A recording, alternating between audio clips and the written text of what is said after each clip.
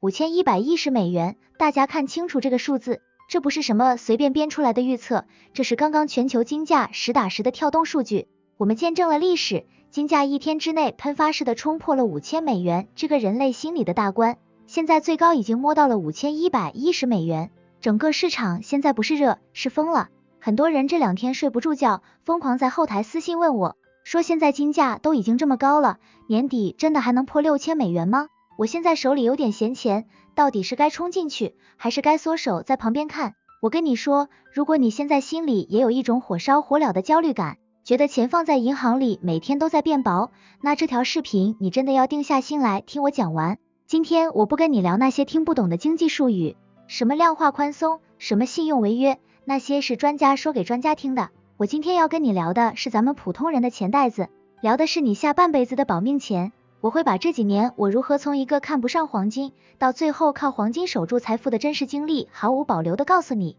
还会帮你拆解这背后最残酷的政治真相和赚钱机会。我建议你一定要听到最后，因为我特意准备了一个2026避坑清单作为 bonus 送给大家，这是我实战多年，交了无数学费才总结出来的保命符，能帮你避开那些表面光鲜实际坑死人的投资陷阱，绝对能让你少走几年弯路。说实话，看住现在$5100的这个价格，我也感慨万千。3年前，如果有人跟我说金价会翻倍到这个地步，我肯定会觉得他脑子进水了。那时候我跟大家一样，觉得投资就该买股票，买那些看起来很高大上的高科技公司，买黄金，那不是家里老人家才买的东西吗？我觉得买金链子、金戒指那是土豪的爱好，跟我们这种追求资产增长的年轻人没关系。直到2024年底，那次全球供应链突然断裂，我身边一个做跨国外贸的老大哥，一辈子风光无限，手里几千万资产，结果因为海外账户被冻结，本币贬值，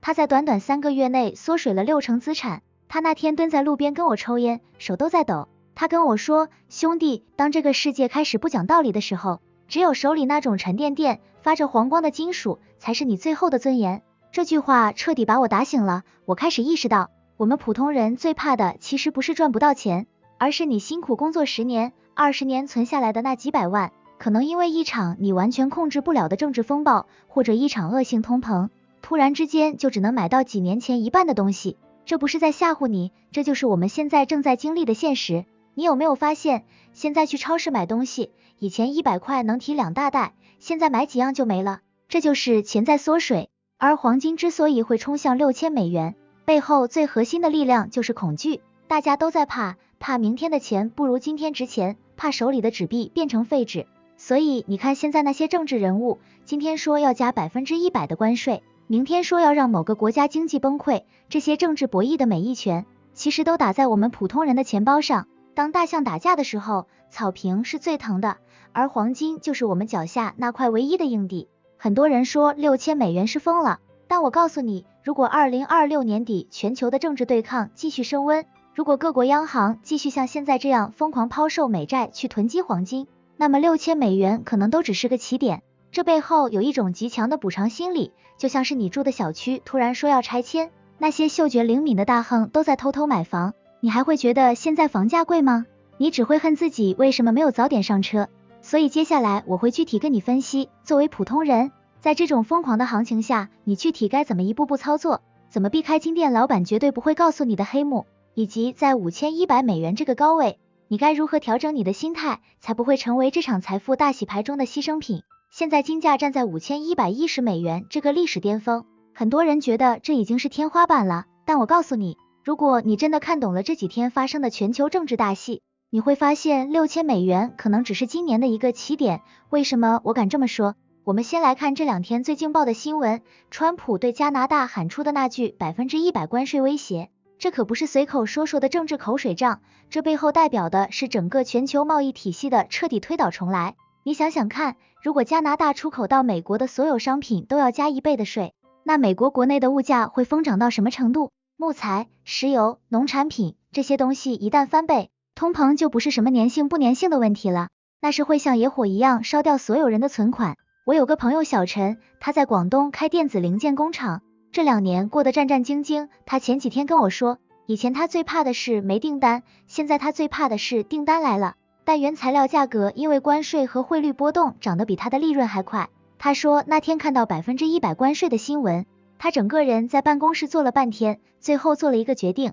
把原本准备扩建厂房的200万现金，连夜在银行换成了实物金砖。小陈跟我说，那一刻他不是想着靠黄金发大财，他是想着如果哪天连原材料都买不起了，这几块金子起码能换回美金或是别的硬通货，让他工厂那几百号人不至于没米下锅。这就是我一直在讲的生存逻辑。在2026年这个动荡的让人窒息的年份，黄金已经不再是财报上的一个投资比例，它是无数像小陈这样的中产阶级企业主最后的护城河。而且你发现了吗？现在连银行的大佬们都坐不住了。美国银行刚刚调高了预测，直接把目标价定在了$6000。他们给出的理由非常扎实，就是现在全球正在经历一场去美元化的信任大崩溃。你看现在的波兰、巴西，甚至连一些以前根本不买金的小国家，都在疯狂的把美债卖掉，换成金条往自家的地窖里塞。波兰去年1年就买了将近100吨黄金，这是在干什么？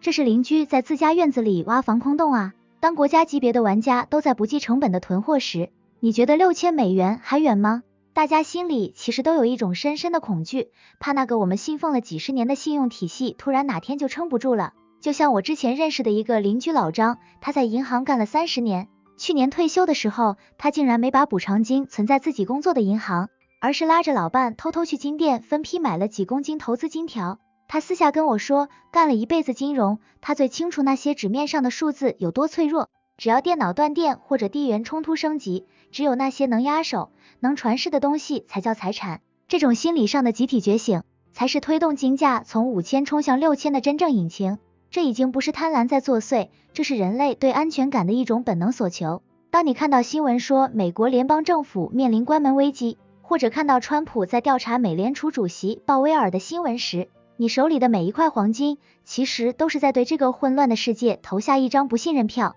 在接下来的部分，我还会更深层的剖析那些金店老板绝对不愿意让你知道的回收黑幕，以及为什么在这个高位，你更需要警惕那些打着黄金旗号的虚拟骗局。一定要跟我一起看下去，因为接下来的内容关系到你能不能在$6000到来之前成功保住你的每一分血汗钱。金价刚刚创下了$5111的历史奇迹，虽然在$5060附近微幅震荡，但那种空气都在燃烧的投资情绪让无数人失去了理智。我一定要在这部分给你泼一盆冷水，因为在$5000这个高位，骗子比金条还要多。很多人跑来跟我诉苦，说他看准了趋势，却在买入的第一步就亏掉了10%的本金，这简直是把辛苦钱白送人。我告诉你，第一个最容易掉进去的温柔陷阱，就是那些外表华丽的工艺金首饰。最近我有个亲戚看住金价破5000了，兴冲冲跑去珠宝店买了一对古法金手镯，说是投资间传家。当时店员跟他说，这叫5G 硬金，古法工艺，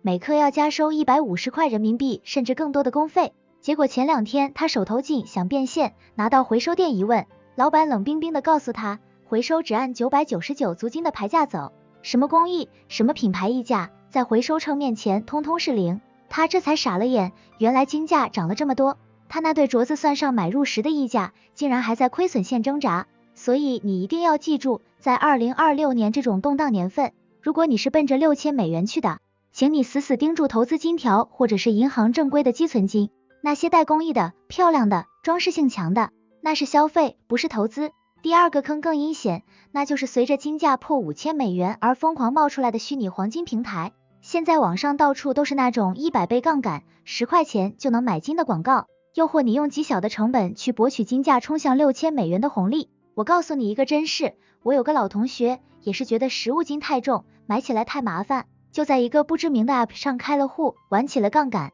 结果就在前2天，金价冲到$5111，突然回调到$5060的那一瞬间，仅仅不到1%的波动，因为他杠杆开得太高，系统直接给他强行平仓，几十万的积蓄1秒钟化为乌有。他那天哭住给我打电话，说他明明看对了方向，为什么最后却倾家荡产？这就是人性，当你觉得钱来得太快的时候，风险就在你背后张开了大嘴。在$5100的高位，市场的情绪极其脆弱，随便一个美联储官员的讲话，或者是川普又发了一条关于关税的推特，金价都可能瞬间跳水几百美金。如果你没有实物在手，你根本扛不住这种心理和资金的双重压力。还有一个大家最容易忽视的，就是现在市场上开始出现大批掺污金条，因为金价太贵了，现在一克金子换算下来要好几百块。骗子们的技术也升级了，他们用比重跟黄金极其接近的钨金做芯，外面镀上一层厚厚的 24K 金，普通的手感、颜色甚至一般的试金石都测不出来。最近有个真实案例，一个投资者为了图便宜，在二手中转平台收了几块极瘦的金条，结果去银行存管时被激光光谱仪一打，里面全是廉价金属。所以听我一句劝，现在这个时点，宁可去银行排队买溢价高一点点，但有正规回购保障的金条，也千万不要去碰任何所谓的民间渠道或便宜货。在财富大洗牌的2026年，保住本金永远比赚取差价更重要。你手里那份沉甸甸的、有正规发票和编号的金条，才是你未来在$6000高位套现时的底气。接下来我们要聊聊最关键的，就是为什么这次大涨是普通人跨越阶层的最后机会。我会教你一套2026财富守护公式，帮你算出你家到底该存多少金子才能在乱世中睡得住觉。你感觉到了吗？空气中那种不安和亢奋交织的味道，这就是财富大洗牌的前兆。很多人跟我说，现在$5100太贵了，我现在买不是在高位站岗吗？我告诉你，如果你只看价格，你永远买不到便宜的东西。你要看的是这个世界的底层逻辑是不是变了。大家看 BMO 资本市场刚发布的报告，他们在极端多头的情境下，已经大胆预测金价今年能冲破$6350，甚至明年看$8000以上。为什么这些顶级投行突然变得这么疯狂？因为现在不是我们想不想买，是这个世界逼住我们去买。你看现在的新闻，川普不只是对加拿大喊关税，他还把矛头对准了南韩、法国，威胁要对汽车、药品甚至葡萄酒课征25%到200%的重税。这代表什么？这代表过去80年我们习惯的那个全球贸易秩序已经彻底崩溃了。当你手里的钱买不到便宜的商品，当各国为了自保开始互相封锁，你觉得你存折里的那些数字还有多少购买力？我给你讲个更扎心的真实案例。我有个邻居老李，典型的保守派，一辈子辛辛苦苦攒了200万，本来想着存银行吃利息，过安稳的退休生活。2025年初，金价在$3000的时候，我劝他分一部分出来换成实物金，他摇摇头说这玩意儿不生利息，存银行才踏实。结果呢，去年1年金价涨了67%，而老李存银行的那点利息，连去超市买鸡蛋的涨幅都覆盖不了。前2天金价破5000的时候，他跑来找我，脸色惨白，他说他突然发现，他存了30年的这200万，现在能买到的东西，可能只有他当年设想的一半。老李这不是亏在运气不好，他是亏在没看懂这场财富转移。财富从来不会消失，它只会从那些守着纸币的人手里，流向那些握着稀缺资产的人手里。如果你现在手里只有现金，那你其实正坐在一艘漏水的船上，看住别人的黄金救生艇越开越远。为什么我说$6000是必然？除了政治动荡，还有一个最致命的原因，各国央行的集体觉醒，你知道吗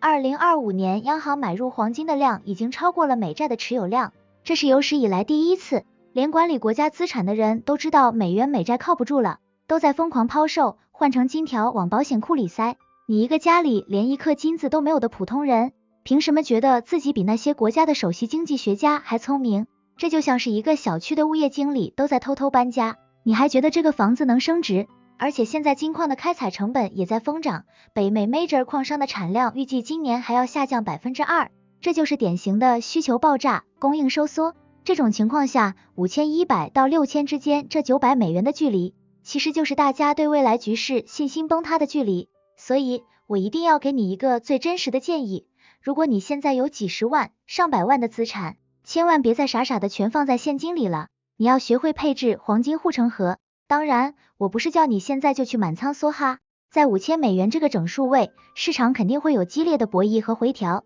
这就是我接下来要讲的 bonus 策略里最精华的部分。你要学会利用白银的补偿性上涨。你看 BMO 预测白银今年甚至能冲到$150，这是一个比黄金爆发力更强的机会。你要做的是在这场财富大洗牌中保住你的血汗钱，甚至利用这个趋势实现阶层的跨越。接下来我会毫无保留的告诉你，如果金价真的到了$6000，我们到底该卖还是该拿，以及那个我准备了很久的2026终极财富清单到底隐藏了什么秘密。现在市场的情绪已经紧绷到了极点，很多人问我，如果年底金价真的冲破$6000大关，我是不是该立刻把手里的黄金全卖了，换成现金，然后去买房、买车，去环游世界？我告诉你，如果你这么想，那你可能还是没听懂我今天讲的核心。你要记住一个非常残酷的真相，当金价能涨到$6000的时候，说明你手里的现金已经虚弱到了什么程度，说明外面的物价、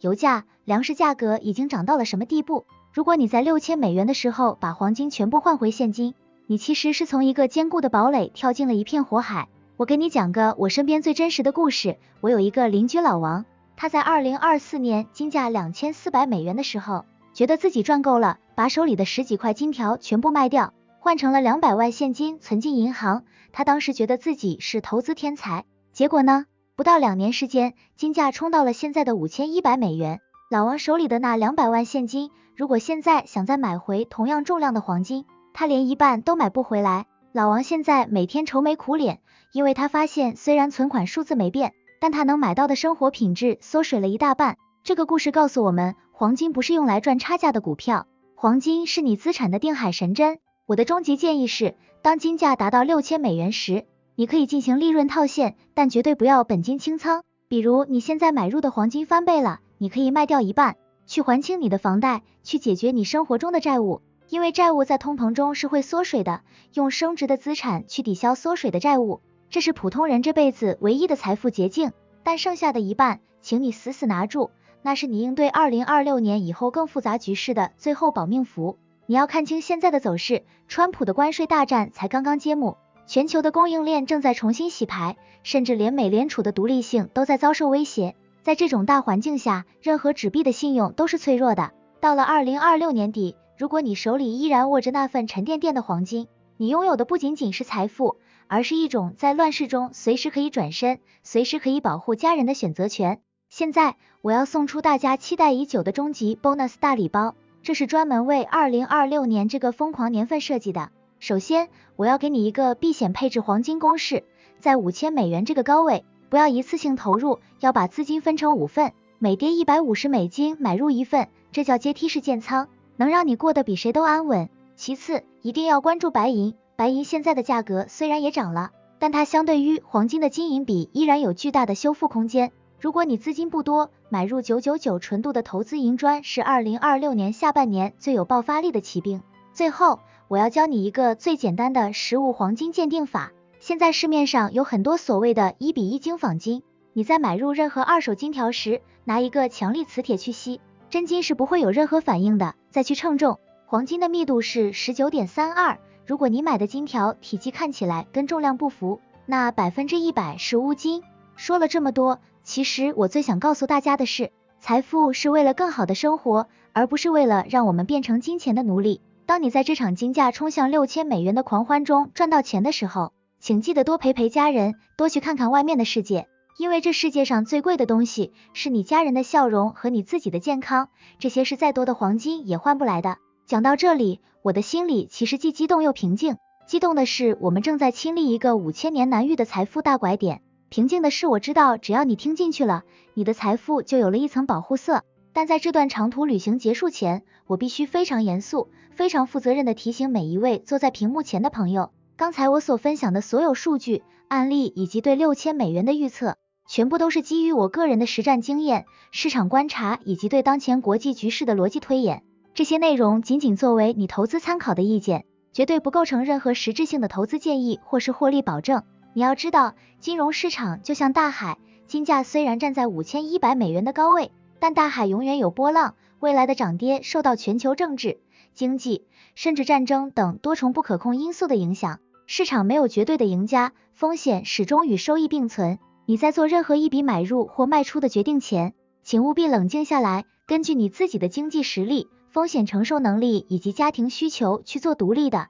深度的评估。投资是有风险的，入市必须要谨慎，千万不要因为听了谁的话就盲目梭哈。这是我对你最后也是最深切的叮咛。话说回来，我们聊了这么多，我其实也非常好奇大家的想法。现在金价已经站稳$5100了，你觉得这波行情是真的能像我预测的那样一鼓作气冲向$6000，还是说这只是一个巨大的泡沫，很快就会迎来一场惨烈的崩盘？你现在手里是握着沉甸甸的金条在等风来，还是依然拿着现金在岸边观望，等待那个传说中的回调机会？或者说，你对于这次川普的关税政策对金价的冲击，有没有什么我没想到的独到见解？请一定要在评论区留下你的看法，哪怕是一个观点、一个疑问，对我们这个理财社群来说都是非常宝贵的火花。如果你觉得我今天分享的内容确实帮你拨开了迷雾，让你对2026年的财富布局有了更清晰的头绪，那请你一定要帮我点个赞，订阅我的频道并打开那个小铃铛，这样你就不会错过接下来我对金价波动的每一场实时跟踪。最重要的是，请把这条视频分享给你身边那些还在为财富缩水而焦虑的朋友，或许你的一个转发就是他2026年翻身的开始。财富大洗牌，我们每个人都不是旁观者。谢谢你陪我走到最后，这里是赚钱角度，我们下期视频不见不散，拜拜。